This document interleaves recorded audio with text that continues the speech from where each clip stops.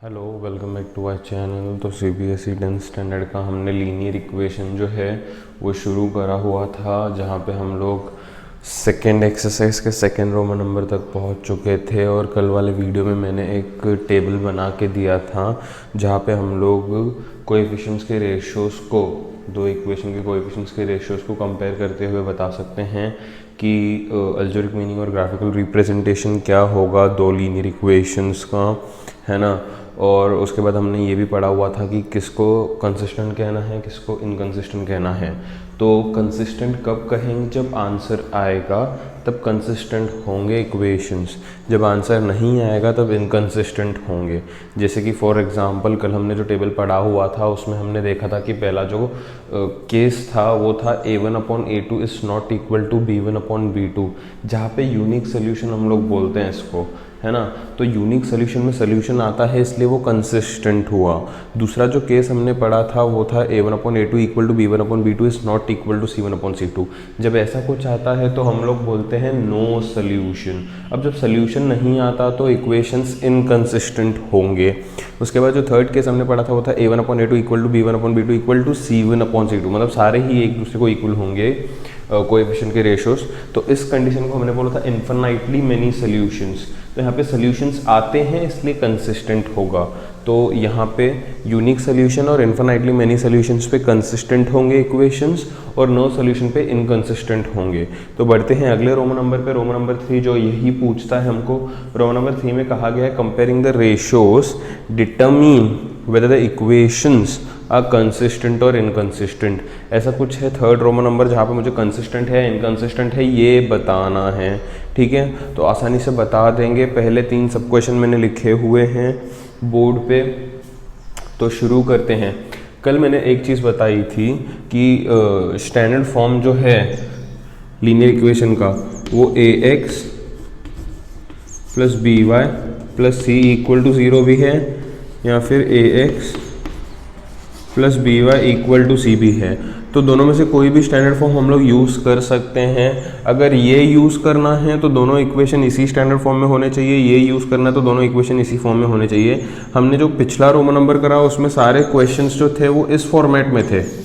अभी जो Roman number कर रहे हैं सारे क्वेश्चंस इस फॉर्मेट में हैं। तो मैं फॉर्मेट चेंज नहीं करूंगा क्योंकि दोनों ही स्टैंडर्ड फॉर्म है, कोई भी लिए तो चल जाता है, इसलिए मैं यहाँ पे क्वेश्चन में कुछ भी चेंजेस नहीं करूँगा। इसी स्टैंडर्ड फॉर्म में रख के सम को सॉल्व करने की कोशिश करेंगे, सम को आसानी से हम लोग कर देंगे। जहाँ पे पहला क्वेश्चन कहता है 3x plus 2y equal to 5, 2x minus 3y equal to 7।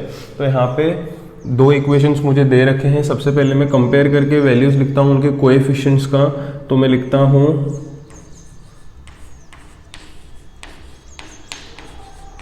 Comparing linear equations with standard form. Standard form क्या है? ax plus by equal to C. Standard form क्या है? ax plus by equal to C. x के साथ a, y के साथ b, बचा हुआ टर्म जो है कांस्टेंट वो c। तो ये a हुआ, ये b हुआ, ये c हुआ, है ना। क्योंकि पहले इक्वेशन के है तो मैं a1 b1 और c1 लिखूंगा। a1 कितना है? a1 कितना है? 3 है। b1 कितना है? b1 है 2। c1 कितना है? c1 है 5। वैसे ही a2 कितना है? अच्छा, x के साथ a होगा, y के साथ b होगा, बचा हुआ c होगा। सेकेंड इक्वेशन का इसलिए a2 b2 c2। a2 कितना है? a2 है 2। y के साथ जो होगा वो b होगा। सेकेंड इक्वेशन है इसलिए b2 लिखता हूँ। b2 कितना है? 3। अगर माइनस है, कोई भी टर्म का साइन उसके पहले ही होता है, तो ये 3 नहीं है एक्चुअली, ये है -3। और अगर नेगेटिव रहा तो लिखेंगे -3, है ना। पॉजिटिव रहा तो कोई साइन दिखाने की जरूरत नहीं है, लेकिन नेगेटिव है तो लिखेंगे -3। बचा हुआ c2 कितना है? 7, ठीक है। तो सारे कोएफिशिएंट्स निकाल लिए हैं। अब मैं रेशियोज निकालना शुरू करता हूँ ना। पहला रेशियो बनता है a1/a2, है ना। a1/a2, a1/a2 कितना है? 3/2। इसके आगे तो कुछ नहीं होगा, इसको 1 बोल के रख देते हैं। दूसरा रेशियो जो है वो बनेगा b1/b2। क्या बनेगा?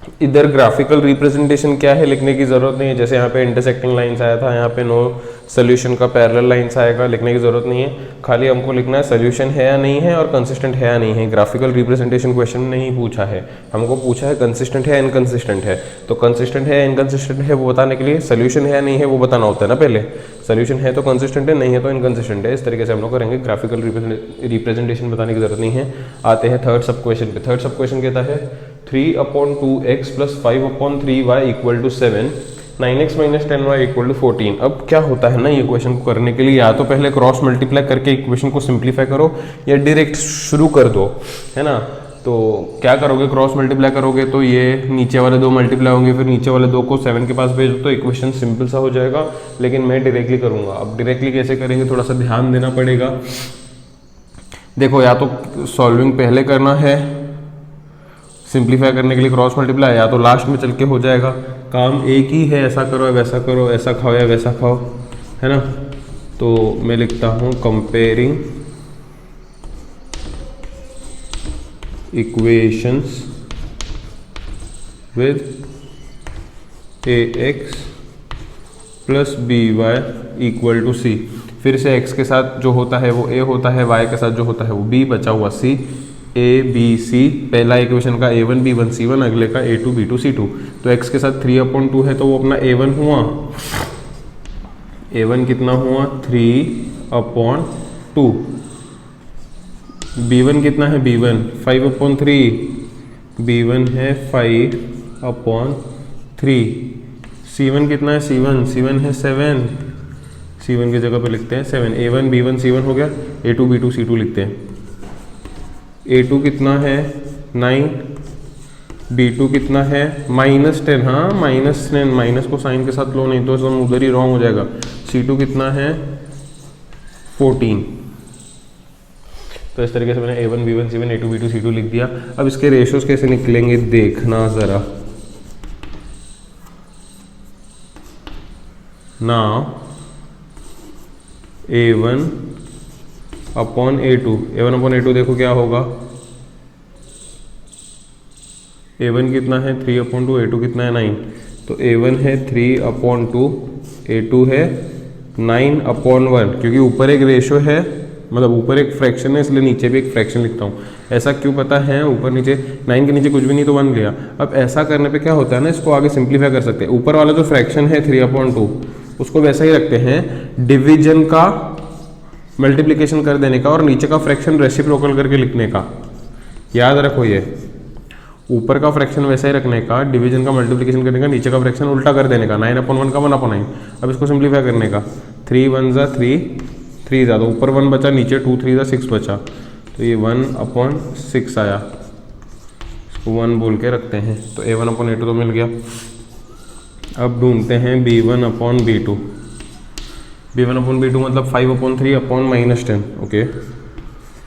5/3 - 10/1 लिखेंगे तो ऊपर वाला 5/3 वैसे ही रहेगा, इंटू -10/1 का क्या हो जाएगा 1/-10 हो जाएगा।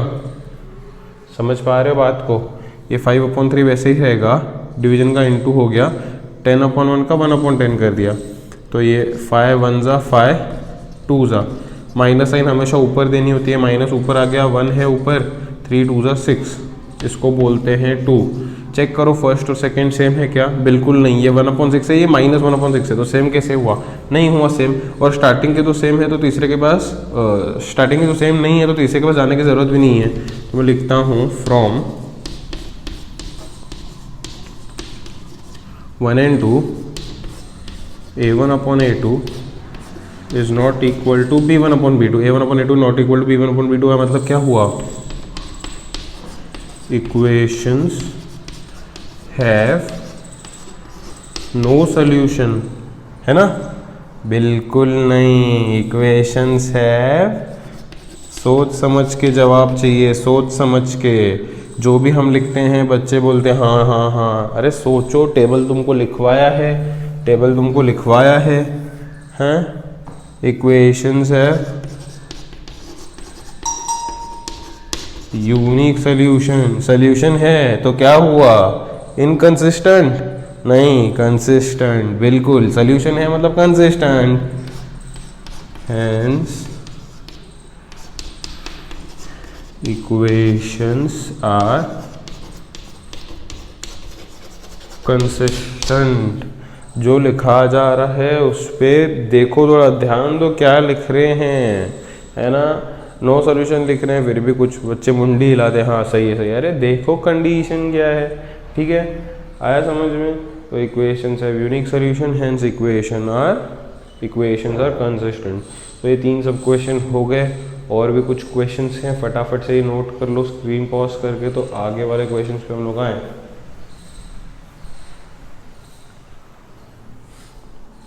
तो बढ़ते हैं आगे वाले सब क्वेश्चंस पे, जहाँ पे फिर से हमें बताना है कंसिस्टेंट है या इनकंसिस्टेंट है।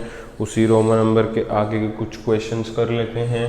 पहला जो क्वेश्चन है इस सेशन का वो है 5x minus 3y equal to 11 minus 10x plus 6y equal to minus 22। मतलब ये रोमन नंबर का 4th सब क्वेश्चन है, ठीक है। तो यहाँ पे इन लोगों ने कहा है 5x minus 3y equal to 11 है, minus 10x plus 6y equal to minus 22 है, ठीक है। तो कंपेयर करते हैं, फिर मैं लिखता हूँ comparing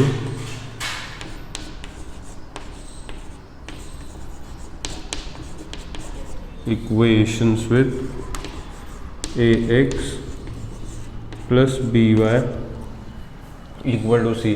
ax by equal to c है तो ये a1 b1 c1 होगा। अब तो मैंने काफ़ी बारी बता लिया है और सबको समझ में आ भी होगा, अपने बच्चे है समझदार।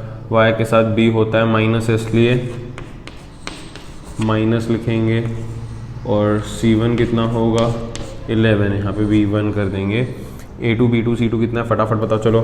a2 है माइनस 10, b2 है 6, c2 है अभी माइनस 22। तो सबसे पहले मैं निकालूंगा a1 अपॉन a2।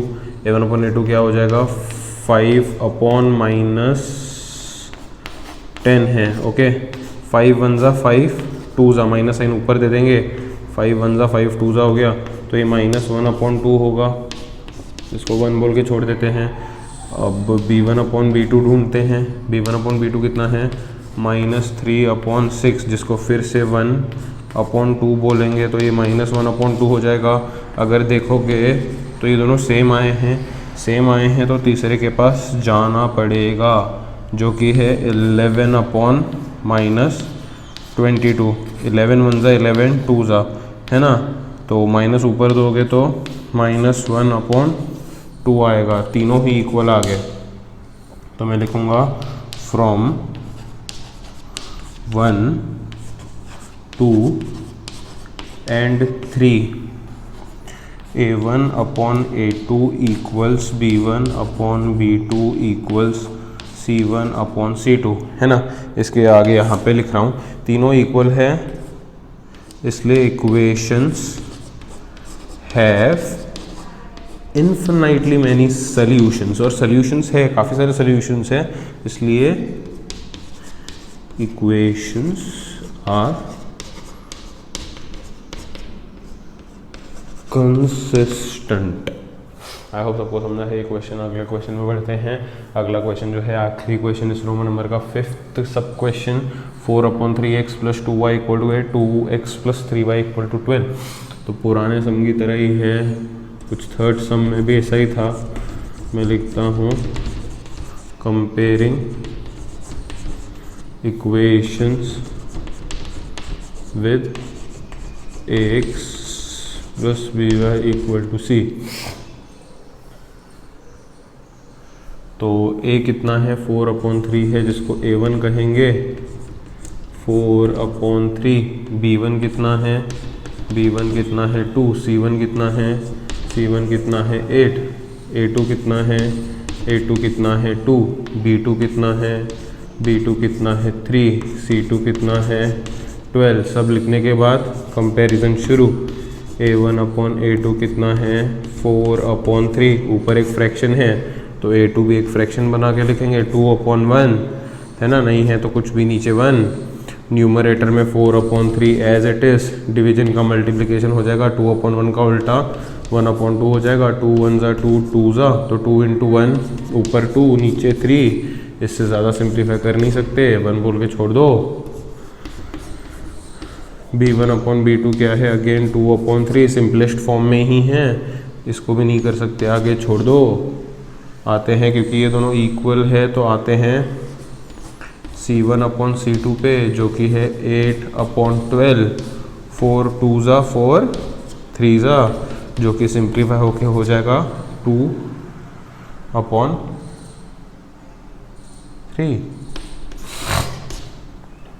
तीनों फिर से सेम आ गए, फिर लिखेंगे from 1 2 and 3 a1/a2 is equal to b1/b2 is equal to c1/c2, equations have infinitely many solutions therefore they are consistent. ये जो इधर लिखा था वही यहाँ पे तुमको खुद से लिखना है आखिरी सम का। आई होप सबको ये रोमन नंबर समझा है, फटाफट से स्क्रीन पॉज करो और नोट कर लो। तो आइए बढ़ते हैं 4th रोमन नंबर पे। 4th रोमन नंबर कहता है determine whether the equations are consistent, inconsistent and if consistent obtain the solution graphically. मतलब पूछा गया कंसिस्टेंट है इनकंसिस्टेंट है, वो कैसे चेक करना है वो तो पिछले रोमन नंबर में सीखा ही है हमने। अच्छा कंसिस्टेंट है तो फिर इसका ग्राफ भी तैयार करना है, ऐसा ये लोग कह रहे हैं। ठीक है, कंसिस्टेंट है तो इसका ग्राफ भी तैयार करना है, ऐसा ये लोग कह रहे हैं।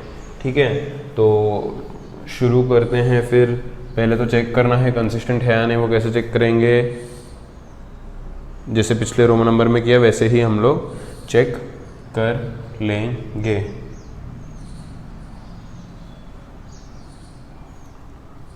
ठीक है, तो दो इक्वेशंस दी हैं, स्टैंडर्ड फॉर्म में है। मैं सबसे पहले लिखता हूँ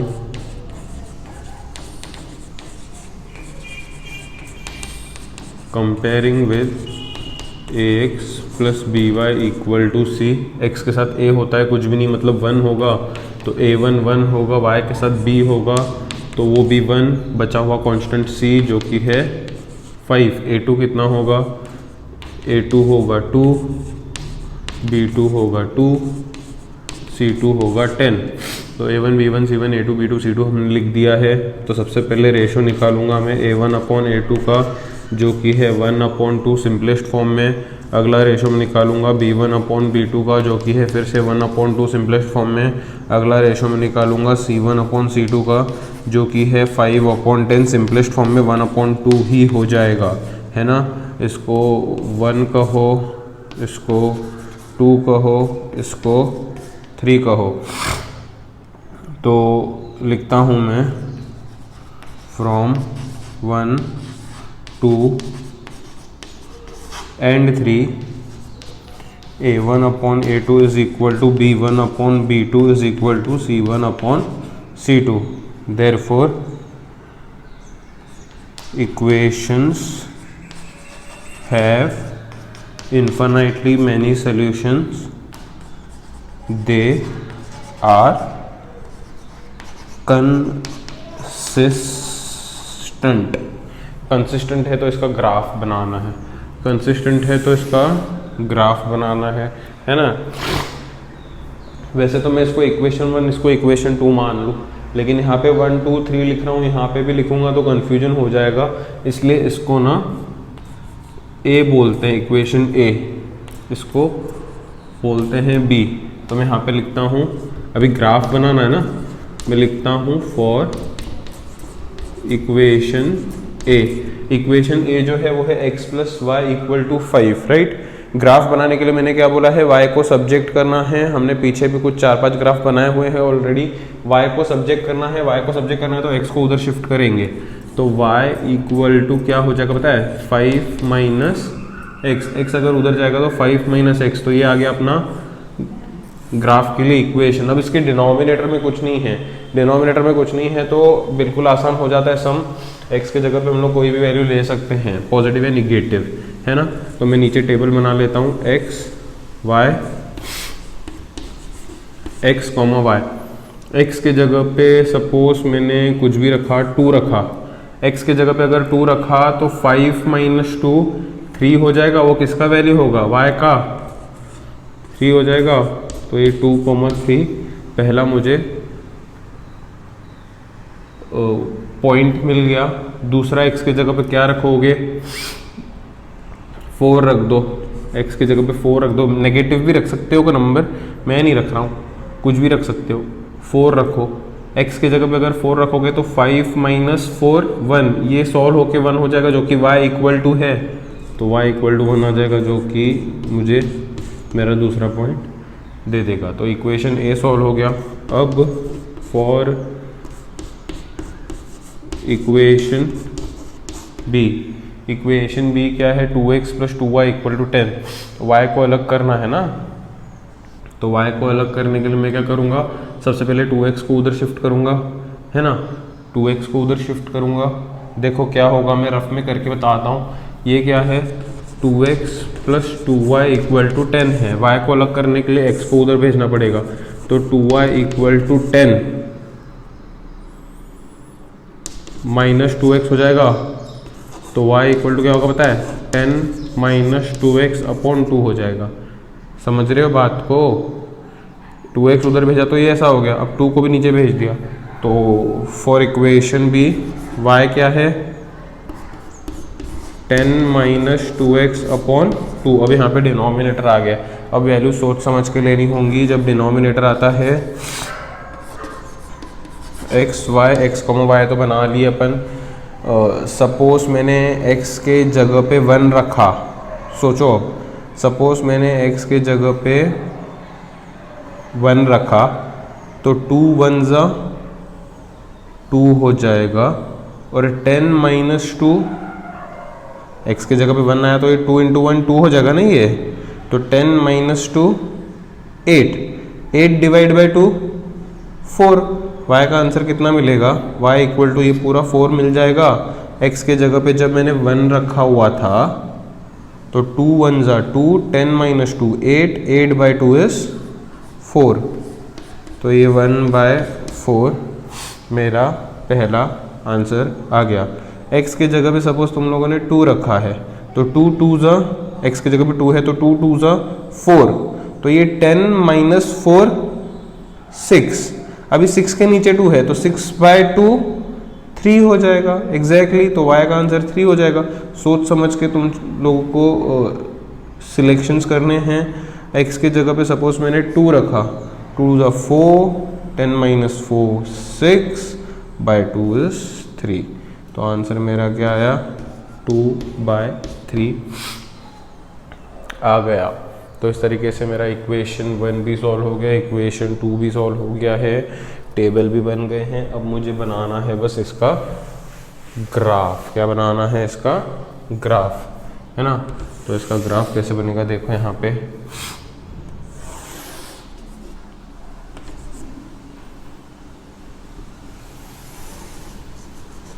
पॉजिटिव साइड को ज़्यादा प्रेफरेंस देंगे क्योंकि मैंने सारे नंबर्स पॉजिटिव लिए हैं। नेगेटिव भी ले सकते हो, कुछ भी ले सकते हो अपने मर्जी से।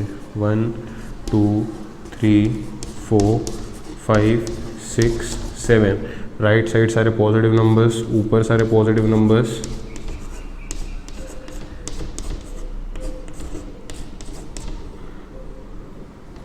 लेफ्ट साइड निगेटिव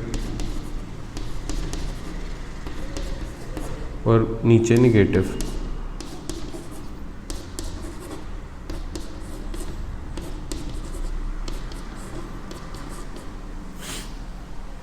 तो बनाने के बाद अब पॉइंट्स प्लॉट करना शुरू करते हैं।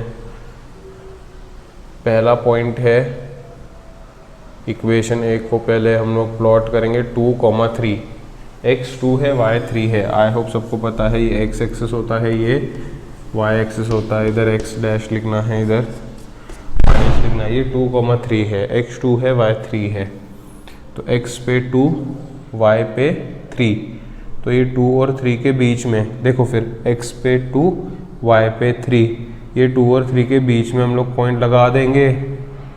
ठीक है, 2 और 3 के बीच में हम लोग पॉइंट लगा देंगे। यहाँ पे सबको लगाने तो आता होगा ना, ये सबके पास ग्राफ होगा, स्केल पेंसिल होगा। अगर ग्राफ बुक नहीं है तो नोटबुक में कर लो, स्केल से 1-1 सेंटीमीटर का गैप लेके। अगला है 4 1, x पे 4 y पे 1, पहला x होता है दूसरा y। 4 1 मतलब x पे 4 y पे 1, x पे 4 y पे 1, तो ये 4 और 1 के बीचों बीच में यहाँ पे एक और पॉइंट लगाऊंगा। अब इससे क्या करूँगा, मैं एक स्ट्रेट लाइन पास कर दूंगा। ठीक है, मैं क्या करूँगा, एक स्ट्रेट लाइन पास कर दूंगा। तो ये जो स्ट्रेट लाइन जाएगा वो कुछ ऐसा होगा। ठीक है, दोनों पॉइंट से बीचों बीच जाना चाहिए अच्छे से ढंग से। अब दूसरा, ये तो इक्वेशन ए हो गया। अब इक्वेशन बी को प्लॉट करते। इक्वेशन बी है 1 4, एक्स पे 1 वाई पे 4, एक्स पे 1 वाई पे 4। तो 1 और 4 मतलब इसी लाइन के ऊपर आ रहा है। 1 4 मतलब देखो 1 और 4 के बीच मतलब इसी लाइन के ऊपर आ रहा है। और अगला है तो 2 और 3। अगला क्या है 2, 3, जो ऑलरेडी हम लोगों ने ऊपर प्लॉट करा है ना पहले इक्वेशन में, x पे 2 y पे 3, तो 2 3 मतलब उधर ही आ जाएगा, है ना। मतलब दूसरा लाइन जो है वो उसी के ऊपर से पास हो जाएगा, उसी के ऊपर से पास हो जाएगा दूसरा लाइन, है ना, उसी के ऊपर से पास हो जाएगा। इसीलिए तो इन्फिनिटली मैनी सॉल्यूशंस है। इन्फिनिटली मैनी सॉल्यूशंस मतलब ओवरलैपिंग लाइंस आते हैं ना, मैंने बताया हुआ था। तो ये भी ओवरलैपिंग लाइंस आ जाएंगे एक दूसरे के ऊपर। आई होप समझा है। जो ये दोनों पॉइंट्स थे ना, वो जो पहले लाइन बनाया था उसी के ऊपर आ गया, तो उसी को डार्क कर दो पेंसिल से, है ना। और एरोज वेरोज बना दो ताकि दिखने वाले को लगे कि यहाँ पे 2 लाइंस है। 2 एरो दिखेंगे तो 2 लाइंस समझ में आएगा उसको, है। यहाँ पे लिख दो scale 1 centimetre equals to 1 unit. मैंने देखा है बहुत सारे लोग स्केल लिखना भूल रहे हैं, स्केल को इग्नोर ना करो। ठीक है, तो इस तरीके से पहला क्वेश्चन हो गया। आई होप सबको समझा होगा। फर्स्ट क्वेश्चन इस रोमन नंबर का, फटाफट से स्क्रीन पॉज करके नोट कर लो। तो आइए कहते हैं इस रोमन नंबर का सेकेंड सब क्वेश्चन, जो कि कहता है x minus Y equal to 8, 3x minus 3y equal to 16। तो सबसे पहले करेंगे comparison, comparing equations with ax plus by equal to c। थोड़ा तेज करूंगा, x के साथ a, y के साथ b, z बचा हुआ c होता है, कांस्टेंट जो है वो c होता है। तो जो अपना a1 है x के साथ कुछ भी नहीं मतलब 1 होगा, जो अपना b1 है y के साथ कुछ भी नहीं मतलब -1 होगा, जो अपना c1 है वो 8 होगा, जो अपना a2 है वो 3 होगा, जो अपना b2 है वो -3 होगा, जो अपना c2 है वो 16 होगा। तो सबसे पहला जो रेशो होगा a1/a2 का वो मुझे मिलेगा 1/3। जो अगला रेशो होगा b1/b2 का वो मुझे मिलेगा, देखो यहाँ पे -1/-3, माइनस माइनस कैंसिल करेंगे तो 1/3, क्योंकि मिला ये दोनों सेम मिला। तो मैं लिखूंगा c1/c2 जो कि है 8/16 जो कि है 1/2। ओके, तो यहाँ पे इसको हम लोग 1 कहते हैं, इसको हम लोग 2 कहते हैं, इसको हम लोग 3 कहते हैं। मैं यहाँ पे लिखूंगा from 1 2 and 3 a1/a2 is equal to b1/b2 is not equal to c1/c2। ऐसा सिचुएशन जब आता है तो मैं लिखूंगा इक्वेशंस हैव नो सॉल्यूशन। अब सॉल्यूशन नहीं है तो मैं लिखूंगा they are inconsistent.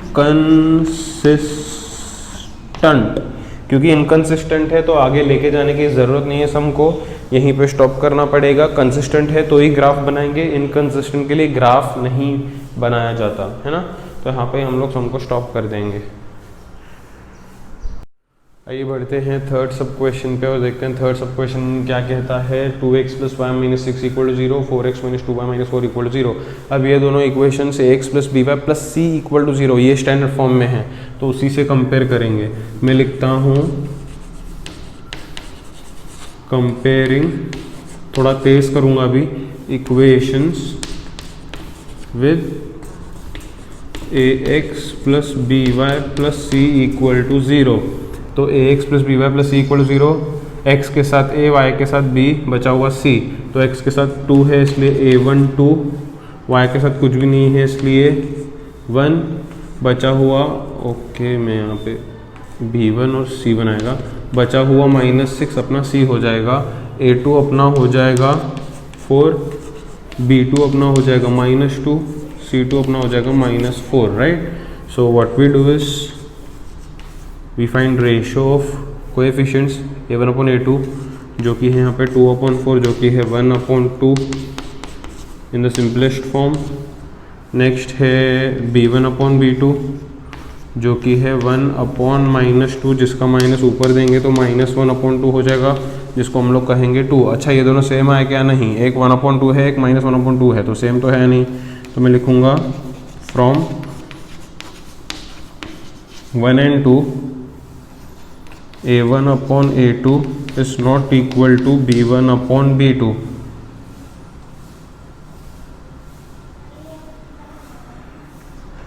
Therefore equations have unique solution, therefore they are consistent।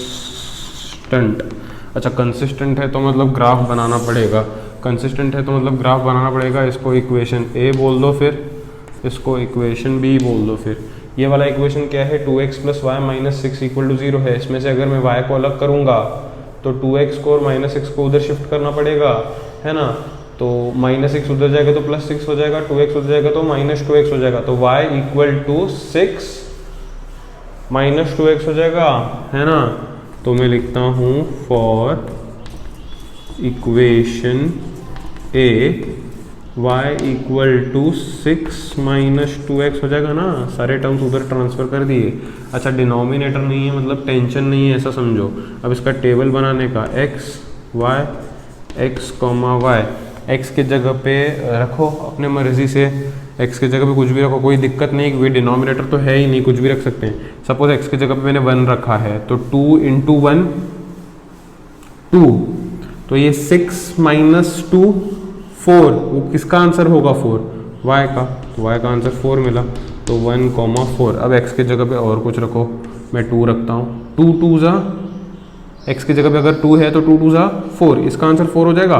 तो 6 - 4 2, ये पूरे का आंसर 2 हो जाएगा जो कि y = 2 है, तो y भी 2 ही आ जाएगा। तो ये 2,2 पहला इक्वेशन तो है जो सॉल्व हो गया, उसका टेबल भी बन गया for equation B. Equation B क्या है? 4x - 2y - 2 = 0। देखो इक्वेशन बी क्या है? 4x - 2y - 4 = 0। इसको सिंप्लीफाई भी कर सकते हैं या डायरेक्टली सॉल्व करते हैं, ठीक है। मुझे क्या करना है पता है, y को अलग करना है, लेकिन एक चीज़ याद रखो हमेशा, y जो है वो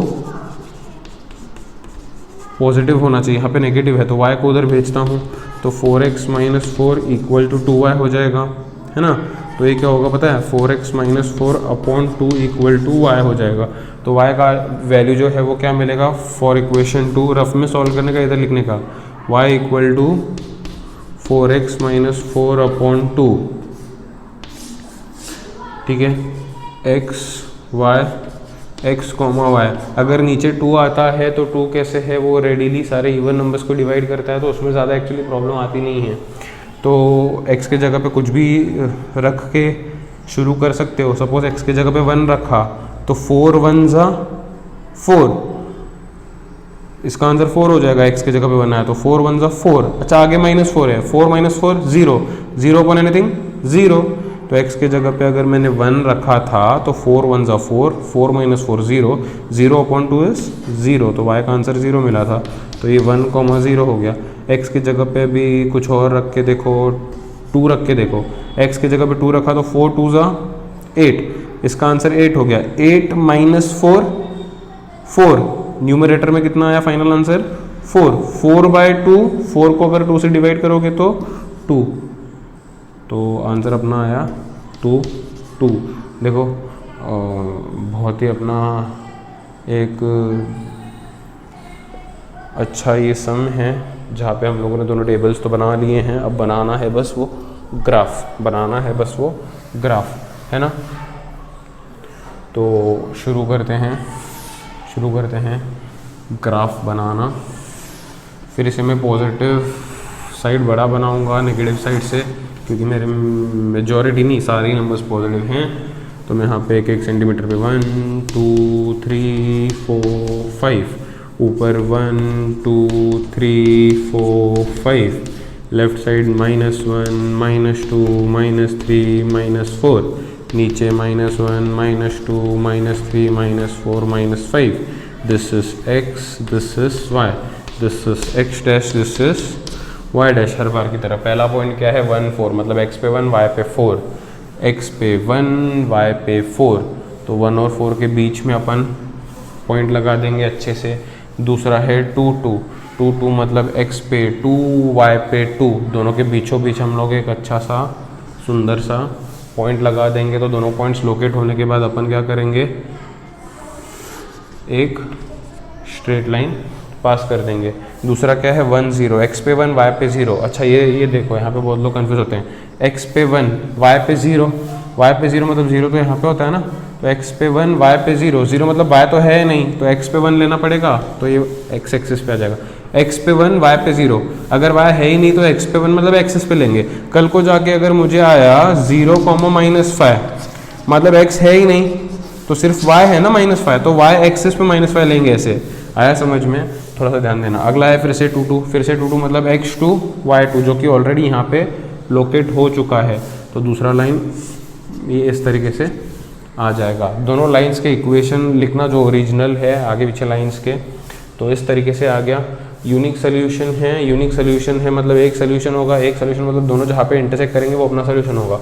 दोनों इस पॉइंट पे इंटरसेक्ट करे हैं, इसको नाम दे दो, कुछ m दे देता हूँ, कुछ भी दे सकते हो अपने मर्जी का, है ना।